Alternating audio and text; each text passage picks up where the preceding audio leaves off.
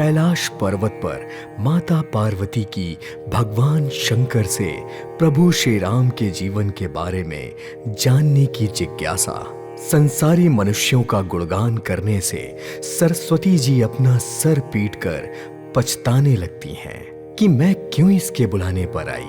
बुद्धिमान लोग हृदय को समुद्र, बुद्धि को सीप और सरस्वती जी को स्वाति नक्षत्र के समान कहते हैं। इसमें यदि श्रेष्ठ विचारा रूपी जल बरसता है तो मुक्ता मणि के समान सुंदर कविता होती है। उन कविता रूपी मुक्ता मणियों को युक्ति से बांधकर फिर रामचरित्र रूपी सुंदर धागे में पिरोकर सज्जन लोग अपने निर्मल हृदय में धारण करते हैं, जिससे उन्हें अनंत प्रेम की प्राप्ति होती है। कृपालु भगवान श्री रघुनाथ जी को मैं प्रणाम करता हूँ और उन्हीं के निर्मल गुणों की कथा कहता हूँ। कैलाश पर्वतों में श्रेष्ठ और बहुत ही रमणीय है, जहाँ शिव जी और पार्वती जी सदा निवास करते हैं। इस पर्वत पर एक विशाल बरगद का पेड़ है जो हर ऋतु में नया और सुंदर रहता है, जहाँ शीतल, मंद और सुगंधित वायु बहती है, जिसकी छाया बड़ी ठंडी रहती है। यहाँ शिव जी विश्राम करते हैं। एक बार शिव जी उस पेड़ के नीचे गए और बागंबर बिछाकर बिना किसी प्रयोजन के वहां बैठ गए। चंद्रमा और शंख के समान जिनका गौर शरीर और लंबी भुजाएं थी, जो मुनियों जैसे वस्त्र तथा सांप और भस्म का भूषण धारण किए हुए थे। नीलकंठ का चंद्रमा से सुशोभित मस्तक था। कामदेव के शत्रु शिव जी वहां बैठे हुए ऐसे प्रतीत हो रहे थे जैसे मानो शांत रस स्वयं शरीर धारण किए बैठा हो। अच्छा मौका देखकर माता पार्वती उनके पास गई। अपनी प्यारी पत्नी का शिव जी ने बहुत सत्कार किया और उन्हें आसन दिया। स्वामी जी के हृदय में अधिक प्रेम देखकर पार्वती जी हंसकर प्रिय वचन बोली, हे संसार के स्वामी, यदि आप मुझ पर प्रसन्न हैं तो हे प्रभु, आप संसार के लिए हितकारी श्री रामचंद्र जी के जीवन की नाना प्रकार की कथा कहकर मेरा अज्ञान दूर करें। मुझे समझ नहीं आता, जिसका घर कल्प वृक्ष के नीचे हो वह भला दरिद्रता से उत्पन्न दुखों को क्यों सहेगा।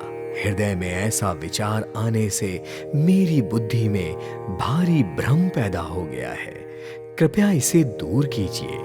हे प्रभु, जिन्हें हम अनादि ब्रह्म कहते हैं, शेष, सरस्वती, वेद और पुराण सभी श्री रघुनाथ जी का गुण गाते हैं, जो अयोध्या के राजा के पुत्र हैं। यदि वो राजपुत्र हैं तो ब्रह्म कैसे हैं, और यदि वह ब्रह्म है तो स्त्री विरह में उनकी मति बावली कैसे हो गई। इधर उनका ऐसा चरित्र देखकर और उधर उनकी महिमा सुनकर मेरी बुद्धि चकरा रही है।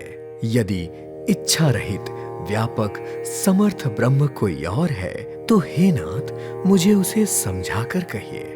हे नाथ, मेरे मन में राम कथा सुनने की रुचि है। आप श्री राम जी के गुणों और अवतार की पवित्र कथा कहिए तथा उनका उदार बाल चरित्र कहिए। फिर जिस प्रकार उन्होंने जानकी जी के साथ विवाह किया वह कथा भी कहिए, और फिर बताएं कि उन्होंने राज्य छोड़ा तो किस दोष से।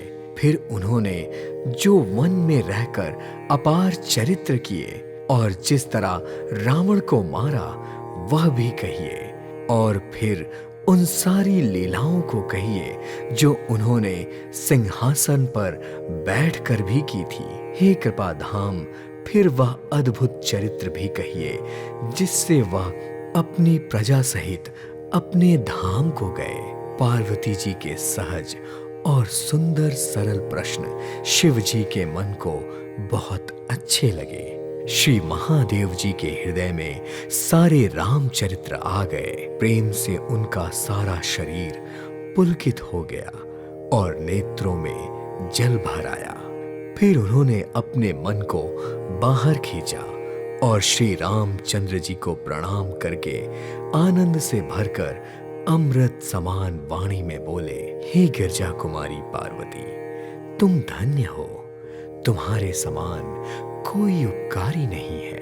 जो तुमने श्री रघुनाथ जी की कथा का प्रसंग पूछा है, जो कथा समस्त लोकों और जगत को पवित्र करने वाली गंगा के समान है, तुमने जगत कल्याण के लिए ही प्रश्न पूछे हैं। तुम रघुनाथ जी के चरणों में प्रेम करने वाली हो। हे पार्वती, निर्मल रामचरितमानस की यह मंगलमयी कथा सुनो, जिसे काकभुशुंडी ने विस्तार से कहा और पक्षीराज गरुड़ जी ने सुना था। वह श्रेष्ठ संवाद जिस प्रकार हुआ वह मैं आगे कहूंगा। अभी तुम श्री रामचंद्र जी के अवतार का परम सुंदर और पवित्र चरित्र सुनो। हे पार्वती, वेद शास्त्रों ने श्री हरि के सुंदर विस्तृत और निर्मल चरित्रों का गान किया है। हरि के अवतार के कारण अनेकों हो सकते हैं और ऐसा भी हो सकता है जिसे कोई जान नहीं सकता। मेरा तो मत यह है कि बुद्धि, मन और वाणी से श्री रामचंद्र जी की तर्क से व्याख्या नहीं की जा सकती, परंतु संत, मुनि, वेद और पुराण अपनी अपनी बुद्धि के अनुसार जैसा कुछ कहते हैं और जैसा कुछ मेरी भी समझ में आता है, हे सुमुखी, वही कारण मैं तुमको सुनाता हूं।